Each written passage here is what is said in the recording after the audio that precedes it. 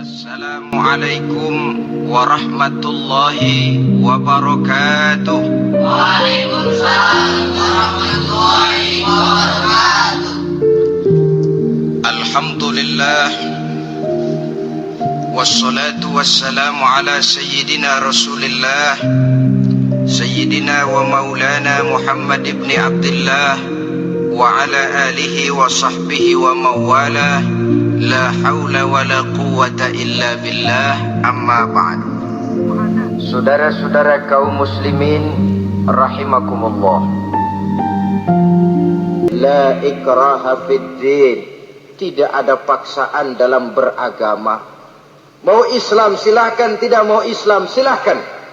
Allah tidak memaksa. Tapi ayat ini jangan disalah pakai.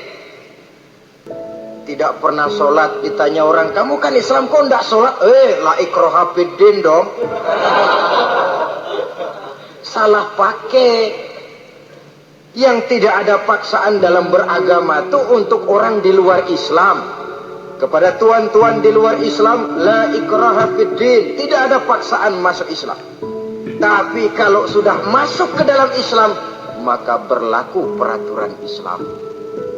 Contohnya begini saja, tidak ada paksaan masuk ke rumah saya. Itu mau masuk silahkan, tidak mau masuk tidak ada urusan. Tapi sekali saudara masuk ke rumah saya, saudara harus ikut tata tertib yang ada di dalam rumah saya. Kira-kira beragama itu begitu. Tidak ada paksaan masuk Islam. Tapi sekali saudara masuk Islam, maka berlaku peraturan Islam untuk kehidupan saudara. Jadi la ikraha fid din ini buat orang di luar garis. Allah tidak maksa-maksa orang mau masuk Islam mau tidak, silahkan saja. Tapi ketika orang mendapat hidayah masuk ke dalam Islam, peraturan Islam berlaku dalam kehidupannya. Saudara hadirin kaum muslimin rahimakumullah, akhlak. Mari kita lihat lebih jauh bagaimana sih akhlak beliau yang mulia itu. Allahu Akbar. Kalau orang berakhlak kepada teman, itu sih biasa. Tapi berakhlak kepada musuh, ini yang luar biasa. Ini yang agaknya Allah saja memuji beliau. Wa innaka la'ala khuluqin azim. Engkau Muhammad benar-benar berada di atas budi pekerti yang luhur dan terpuji. Kalau saya baik kepada orang yang memang baik kepada saya, logis toh, wajar, memang harusnya. Tapi berbuat baik kepada orang yang jahat terhadap saya, ini yang tidak setiap orang bisa. Nah, sebab itu saya tidak ingin menceritakan akhlak beliau kepada sahabat, namanya juga kepada sahabat. Saya akan kutip beberapa riwayat yang menceritakan bagaimana akhlak beliau kepada orang yang nyata-nyata memusuhinya. Berbagai riwayat menceritakan bagaimana beliau ketika di Taif dilontari orang dengan batu, yang melontari beliau malah mendapat doa, Allahumma hdi qaumi fa innahum la ya'lamun. Ya Allah, berikan hidayah, berikan petunjuk kepada yang mereka yang melontari. Berbuat baik kepada orang yang jahat terhadap saya, ini yang tidak setiap orang bisa. Nah, sebab itu saya tidak ingin menceritakan akhlak beliau kepada sahabat, namanya juga kepada sahabat. Saya akan kutip beberapa riwayat yang menceritakan bagaimana akhlak beliau kepada orang yang nyata-nyata memusuhinya. Berbagai riwayat menceritakan bagaimana beliau ketika di Taif dilontari orang dengan batu, yang melontari beliau malah mendapat doa, Allahumma hdi qaumi fa innahum la ya'lamun. Ya Allah, berikan hidayah, berikan petunjuk kepada yang mereka yang melontari saya dengan batu, karena mereka tidak tahu. Kalau saja mereka tahu, mereka tidak akan melontari saya dengan batu. Ya Allah, berikan hidayah kepada mereka.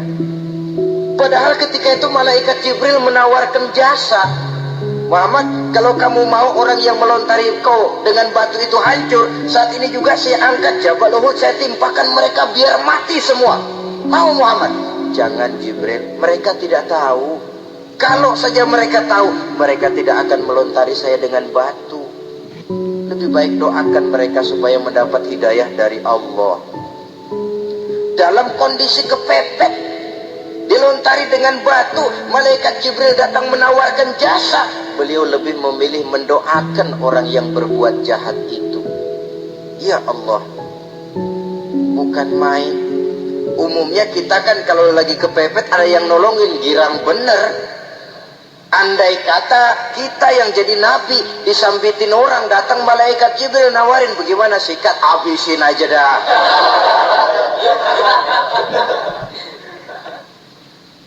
Ini akhlak kepada musuh. Ketika beliau selesai sholat zuhur, istirahat rebah-rebah, tidur-tiduran di bawah pohon kurma, datang orang kafir yang bernama Daksur yang sudah lama mengintip-ngintip, mencabut dan menghunus pedang. Muhammad, kalau ini saat saya tebas batang lehermu, siapa yang akan menolong engkau? Tidak ada. Yang akan menolong saya Daksur? Iya, Allah yang akan menolong saya. Mendengar Allah, Daksur gemetar, keringat dingin bercucuran, pedang jatuh ke bawah. Diambil oleh Rasul pedangnya, dibalikkan ke leher Daksur. Kalau sekarang saya yang tebas batang lehermu Daksur, siapa yang akan menolong kamu? Tidak ada ya Rasul, kecuali kalau kau mau memaafkan saya. Baik, ambillah kembali pedangmu, kau saya maafkan dan jangan ulangi lagi perbuatan semacam ini. Lain saat beliau sedang tawaf, diikuti oleh seorang Quraisy kafir. Sambil tawaf, ini kafir Quraisy sudah bawa pisau. Dia pikir nanti di satu sudut yang agak gelap saya tikam Muhammad dari belakang, saya bunuh dia. Jadi kafir ini pura-pura ikut tawaf. Jahatnya orang kafir itu kan begitu, tawaf ya ikut pura-pura tawaf, ada kesempatan sikat dari belakang. Putaran pertama belum ada kesempatan, putaran kedua makin tegang. Pokoknya begitu tempat agak gelap, cabut pisau, hantam saja sudah Muhammad, biar mati sekali di sini. Dan Nabi tahu, oh ini asisten pribadi malaikat Jibril ngasih tahu tuh. Jadi malaikat Jibril memberitahu, awas Muhammad, itu di belakangmu orang cuma pura-pura tawaf, dia bawa pisau mau bunuh kamu, hati-hati Muhammad, Roger ganti gitu.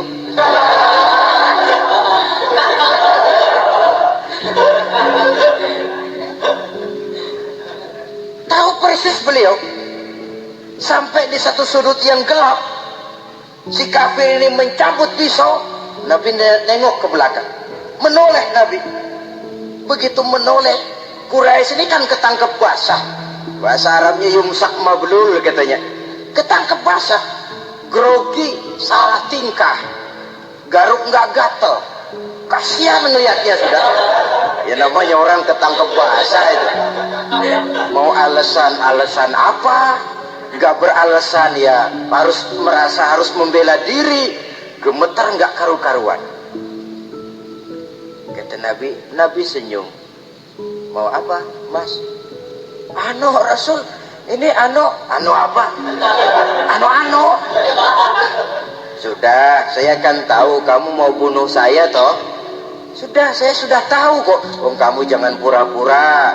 Kamu kan mau bunuh saya kan? Terus terang saja. Iya Rasul, iya. Sekarang gimana? Kok berani Rasul? Minta maaf saja. Ya kalau sudah kamu minta maaf begitu, sudah kamu pulang sana, jangan diulangi lagi ya. Begitu mudah beliau memaafkan orang yang nyata-nyata mau menghabisi nyawanya. Sepanjang itu belum terwujud, sepanjang itu belum terbentuk dalam artian real. Sangat mudah beliau memaafkan orang. Saudara hadirin kaum muslimin rahimakumullah, pemaaf, lapang dada, toleransi, menghargai pendapat para sahabatnya. Ini sederetan dari akhlak yang terpuji. Sehingga karena keluhuran akhlak inilah yang menyebabkan orang tertarik masuk ke dalam Islam.